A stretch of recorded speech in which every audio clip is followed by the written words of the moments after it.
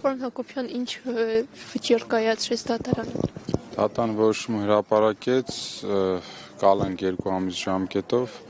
բնական է, որ համարում ենք անարդար որոշում, ապօրինի որոշում, բնական է, որ նաև բողոքարկվելու է սահմանված ժամկետով,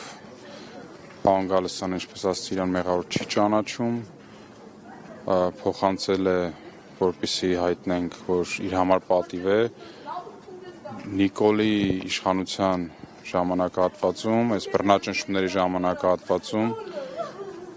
լինել անազատության, այսինքն բռնաճնշումների մեջ, ոչ թե անազատության առհասարակ, այլ բռնաճնշումների տակ ինքը պինդ է եւ այն բոլոր համոզմունքները, որի համար քաղաքական պայքարը ծավալում է, դրա համար էլ այսօր ազատազրկված է։ Վստահ եմ, որ վաղ թե ուշ արդարությունը վերականգնվելու է, Խաչիկ Գալստյանը լինելու է ազատության մեջ եւ մեղավորները պատասխանատվություն կրելու են ապօրինի քրեական հետապնդում իրականացնելու համար։ Այսինքն